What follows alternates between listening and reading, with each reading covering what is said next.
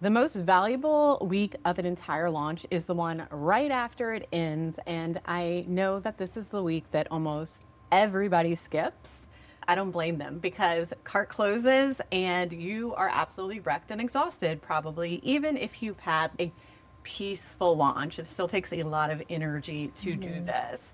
And at that point, the number is either something you wanted or it's something that you didn't want. And either way, you just kind of want to close that laptop and not look at it. And I get it. I have run over 50 bazillion launches at this point, and I still feel the pull to completely check out after a big launch is over. But when you skip it, you lose kind of all of that data and that insight that is there while it is still warm. And if you're not sending a post-launch survey or anything to gather intel, you're losing great insights from the people that showed up, were active in your launch, but ultimately didn't buy. If you skip this part, you may just come to your own conclusions that aren't necessarily data backed, and you may end up throwing away a launch or a product completely when all it needed was a couple of little tweaks. So today we're going to be walking you through 3 things that we're going to tell you do not skip after the launch, because it's going to make your best launch so much better and help you to continue to optimize and grow. And also 3 things you kind of can skip. Plus, we're going to kind of weave in a little bit of how AI can help you get the best, quickest insights from all of your launch data and your launch surveys. So let's get into it. Welcome back to another episode of Growing a Deeply Rooted Business. I'm Rachel, your marketing ecosystem strategist, and here with Jess, our systems and sustainable growth genius. And this truly is her zone of genius. I'm going to be over here representing the people who are saying, yes, I'm exhausted from launching. Yes, the numbers kind of give me more anxiety. So I'm representing that side over here. And we're going to be diving into a few things. Before we get anywhere near a number, we're going to do obviously our first energy check, because I know what happens when people hear launch debrief. Their hands get a little clammy and they're like, please, can we just not? So we're going to unclench our jaw, drop our shoulders down, which I'm going to say post-launch shoulders is a legit thing, because I think the most of the time I'm sending emails and my shoulders are up to my ears. So we're just going to reframe before we start, and kind of a reminder that we've been going through with the mid-year reset series, which is your data is not a report card. It is your map. We are not grading you. Whatever comes out of this is not a verdict on how successful your business is. It's just purely information and directions on how you can move forward. So let's take a deep breath and out. Let's get started. All right. So my number one recommendation is to get that launch debrief on the calendar even before you open cart. That way there's no temptation to skip it, or it doesn't kind of get lost in that muddled. I actually like to create a little form that our team is kind of filling out as we're going throughout the launch, so that every single day we can capture those little insights that are happening at that time. And with the debrief, we are looking for both qualitative and quantitative data. You want to both look at all of your metrics, but you also kind of want to tap into what felt good for whoever the face of the launch is, what felt bad, where were there some trip ups or last minute stressors kind of thing, all of that stuff, and really kind of start moving through every single conversion point of that customer journey, so that you can get an accurate read and see kind of where people fell off, where people converted, so that you can kind of have better intel going into your next launch. It's important to note that when we say, oh, just look at your numbers, look at your data, that's not super duper useful. So we want to really break it down into the things that you can be doing. And then one of the things that I see with some of my more AI heavy clients is that when you are utilizing AI to give a debrief or help you debrief, is that you're not necessarily giving them that full picture, which is important, right? Because they have no other context. The AI has no emotional connection to what you just went through. So when you are giving numbers, you want to make sure you're looking at every single touch point possible, whether that's top of funnel, how they come in, middle of funnel, how they engage, emails sent, emails open, clicks, sales page visited. So closer to that middle of the funnel, like how many sales page did you visit? What was that checkout start? And then that final bottom of the funnel, which is the purchases, the revenue, the refunds, all of those things. That's the full picture that we're trying to take moments of insights and say, this is what we need to be observing. Right now, I'm in a big lead magnet debrief trying to optimize it. And we have high open rates, 50% plus, high click rate, 7% on our click rate. And this is the number one email that has 0 conversions. So my feedback is the email's doing what it needs to do, right? It's getting people out of their inbox and into the page.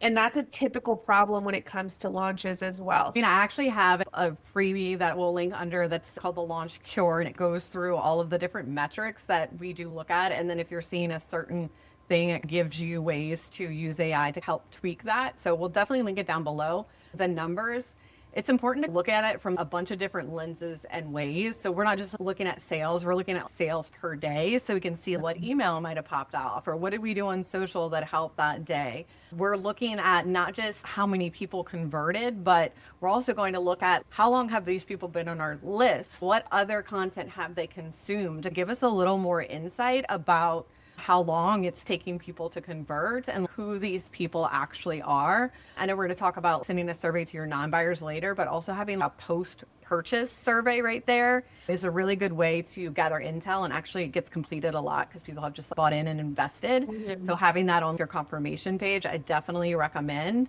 But making sure that you're not just skimming over the top of the numbers. This is my revenue. This is my sales page conversion. Yeah. But really digging in deep, like you're a little detective to figure where those opportunities were to maximize, and then where the opportunities are that you just need to tweak so that you can repeat it. And typically we never will ever probably tell you to throw your offer in the garbage unless you didn't sell one thing. If you sold a couple of your offers, then that means that the offer is validated and there's just some tweaks that need to go on before purchase that need to be refined to help you really start to maximize those conversions.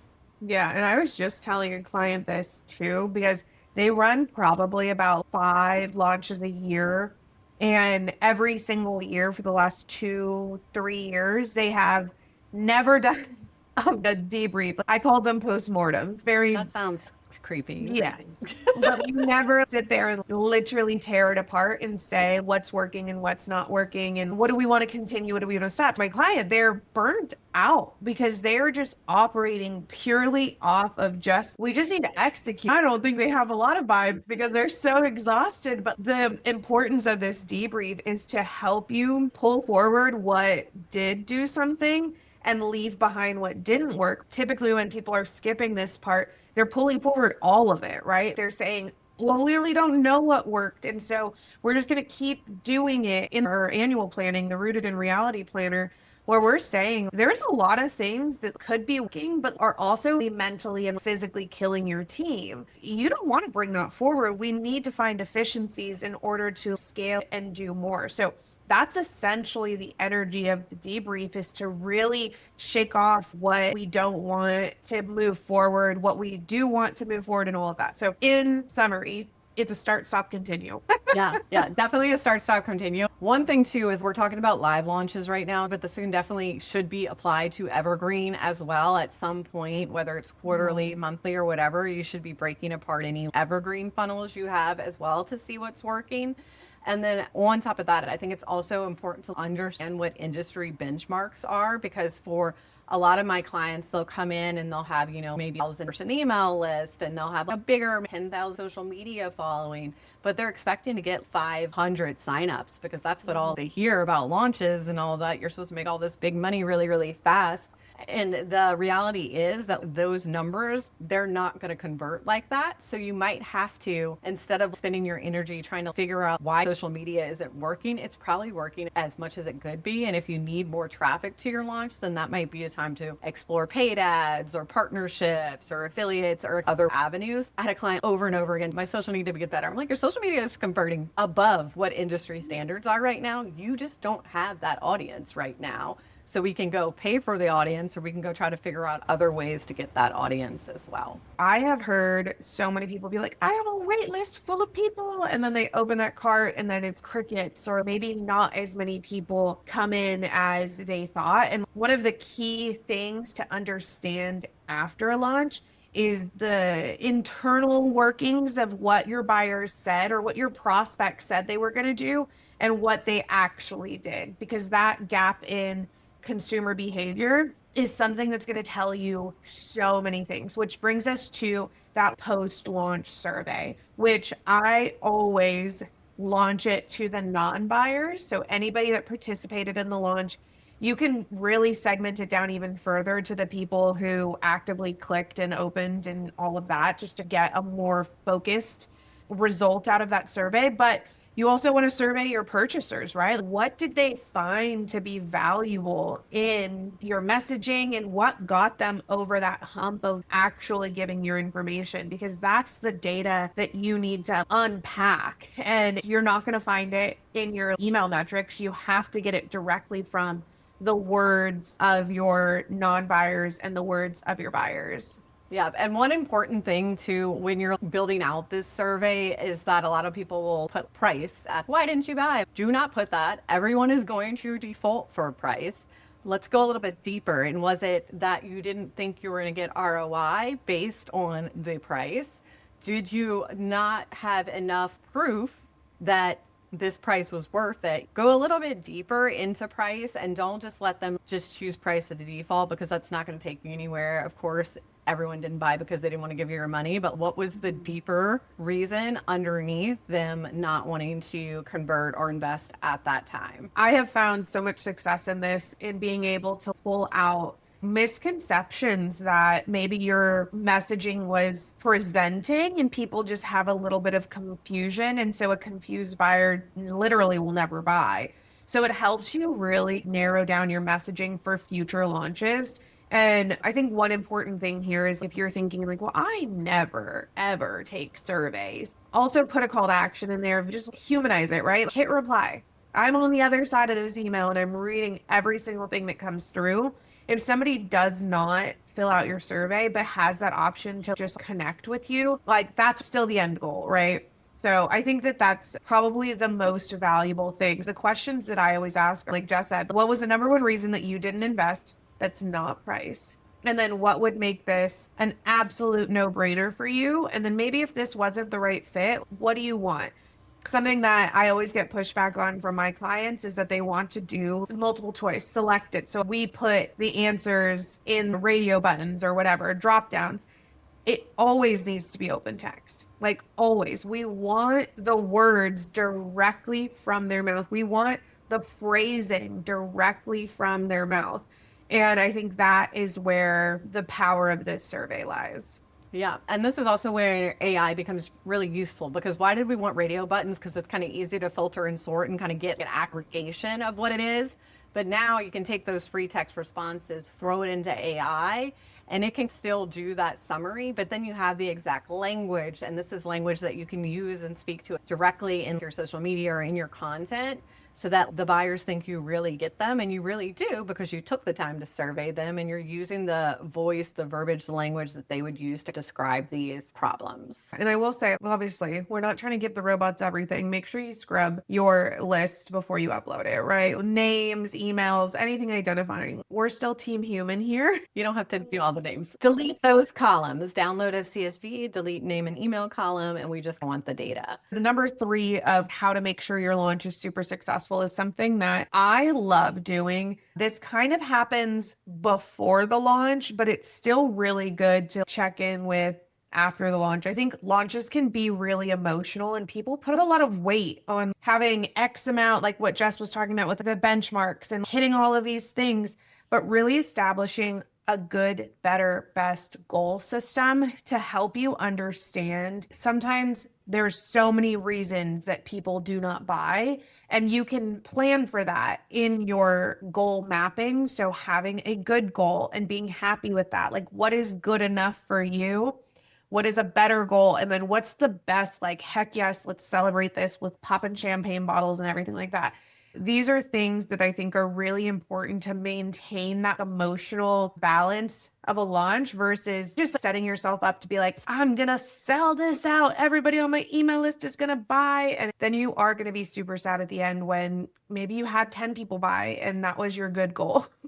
Yeah, I always like to joke that I'm the worst seller of my launch management services because this is an exercise that I do with people on the discovery call because I want them to not have unrealistic expectations of me. Like, yes, I have run a $3 million launch. That does not mean that you can come to me with a $1,000 people email list and get a $3 million launch this time. That can be something that we can work towards and continue to optimize towards, but really taking down and breaking down what is your audience size, what is your email list size, if you want to use ads to grow, is your offer validated, and what is a realistic budget there you are willing to invest in that. We can give you guidelines of this is how many leads we think you can bring in, if this is the money you're going to spend, and that sort of thing. But everything is rooted in reality and rooted in math because I want you to feel successful. I want you to feel like you're going to get a return on the investment. And I can say that some people do come to me and it's their first time launching this product and they just want the support to launch. They know that they're not going to get an ROI this time, but all of the assets and things, even when Rachel's writing emails, they can reuse in launches to come. So the investment does make it worth it if you're doing this step and debriefing and continuing to optimize each time and figuring out what you're going to repeat and figuring out what needs to be tweaked and then figuring out what you can kind of just let go of. But the point is to be rooted in reality. That's one of our favorite phrases of the show, but super important when you're going to launch, both for your team too, team morale, and for yourself. Yeah. And really bad goals can set you up for so much failure. Making sure you have things that are actually structured is going to help. And like we've said, I don't know if we've said this on this episode, but the truth of launching is that your first launch will always be the hardest, most mentally twisting thing that'll make you want to burn that product down and then start a new one. But then, hey, you have to first time launch that one again too. So debriefing first launch to get to that second launch, having those good, better, best goals are going to be so much easier to build upon that and say, okay, we converted. Now my rooted good, better, best conversion goal was 3%. So that's going to be my minimum good. 5 is going to be better. And then maybe 6 or 7 will be best kind of thing. So just understanding that you have to start someplace and actually giving you validated numbers to start from is more ideal than sitting there crying when you didn't hit that 10% conversion rate.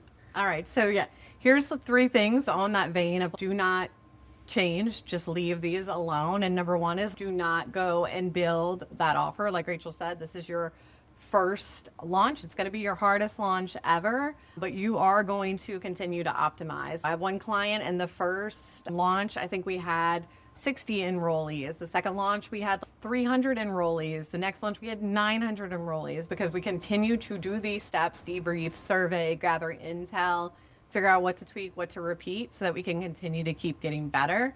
We didn't just throw it out at the first time because we only got 60 sales this first time. Number 1 is do not change everything at once because then it's hard to tell what worked and what didn't work. Rachel and I had a launch client who we helped rewrite all their copy, their sales page, all of that stuff. But then she also changed the price. So it was really hard to tell, was it the copywriting? Was it the price? She changed the price without our counsel. Then it was really hard to tell what went wrong. So when you are figuring out what to tweak, you want to look for the biggest opportunity. Do you need traffic? Does your sales page need to convert better? Usually it's not a pricing issue. That seems like the easiest thing to change, but it's usually not that. Definitely pick and choose what you're going to change so that, okay, this worked, this didn't work. And number 3, do not skip documenting everything and then keeping everything organized for the next time too. Like we said, a lot of these email assets you can reuse or tweak, having your debrief, having all of your social media posts, the webinar thing that you did, the recording. You want to be reusing as many assets as you are, especially if you're going to be launching multiple times a year. That organization of having content bank, your email bank, and all of that is only going to make it so much easier to refine and improve versus starting from scratch every single time. So whether that is launch 1 and you're like, this didn't work, still put it in a Google Doc, in Notion, in something that you can come back to. And then as you're making changes in your post-launch debrief, make notes, make comments to yourself that's like, hey, this didn't work. I want to change this. You don't have to make those changes right then and there, but just get it out of your brain while it's fresh and while you can then come back to it and not have to think back to 6 months, 7 months, whatever in the past. And then I'm going to add one bonus shift here because I think this one's so freaking it's so important and so powerful. And I've seen it work time and time again. And it's super time sensitive, just that survey of understanding things while your audience is still in launch mode, is that after the launch ends and after you close that cart, having downsells, all of those people that were maybe still potentially interested but didn't take that nudge and needed maybe a step just below. This is a strategy that you can read out of the book Influence by Robert Cialdini. The basics of this is saying, hey, Jess, can I have $100? And you're like, no. And you're like, oh, well, can I just borrow 5 then? And then a lot more people are going to be more likely to say yes to the 5 because it's a smaller, easier yes. So essentially the downsell is the people who wanted in couldn't really make that number work. That's who you're trying to target, not necessarily the person that wasn't interested or wasn't correct fit or anything like that. It's just a step down in your ladder. Yeah. And I think the key piece is plan it as a part of the launch, not an afterthought. Because like I said, once you're done with that cart open, you kind of want to have this already set up, set it and forget it as an email sequence that kind of goes out after while you're resting and debriefing and catching your breath. And it's a nice little way to just scoop up a little bit of money that may have been left on the table. And then also if that product is really good, which it should be, everything you put out should be really good and get results, then that's helping to prime and warm those people up that maybe have just come into your ecosystem and they weren't ready to spend thousands of dollars with you, but they could invest. They trusted you enough to spend 100. That will help them get them closer to that ready to invest for next time. So let's tie it all together. I know we put a lot out there on the table. So the 3 things not to skip in your post-launch to help you have a more successful the next launch. 1 is the debrief. Don't skip it. Every number, all of your emotions, put it onto one page so you can see it all broken down instead of trying to reflect when you're planning your next launch. Step 2 is the non-purchaser survey. Send it soon after doors close when people are the most engaged still. Look beyond price. Have them understand their internal psyche of what didn't work. You can do it with 4 simple questions. Step 3 is the good, better, best. Build it off of your actual conversion rates and the goals that you would set at the beginning of your launch versus maybe industry, what they told you should have been converting at, and all of those things. And then after those 3 things are done, it's time to close it and then reset. What we don't want you to do is don't be building that new offer. Don't burn everything down and restart. Don't change too many things so that you don't actually know what is going to improve and all of that. And then don't skip documentation. Documenting why you're changing things, what you emotionally didn't vibe with during it, so that as you go forward into your next launch, you can plan it a little bit more cohesively with past you. Yep. And this is my favorite line ever. I've been saying it probably for over 5 years now, is business is a science. Launching is an experiment. Treat it like one. Be a little detective, researcher, go deep into the data and figure it out, because you can do it. It's just numbers at the end of the day. I mean, it's people too, but it is just numbers and it is just a science that anyone can master. So if this episode hit home, make sure you share it with a business bestie, the one that launch might have not gone exactly how she wanted it a couple of weeks ago. This is going to help her out for the next round. Make sure if you are launching, we want to know, we want to follow along. Come find us on Instagram at Deeply Rooted Business. Come find us on TikTok, or just hit reply if you have subscribed to our new email newsletter that is now going out. If you're not on that, the link to join that will be in the description as well. Tell us when you're launching. We want to follow along. We might even shoot some tips or feedback in as we're watching. Make sure you come back next week. This is going to be episode 2 of our launch series that we're going to be doing throughout the month of August, because we know that we're heading into September and October, November, big heavy launch seasons. And until next week, we're rooting for you.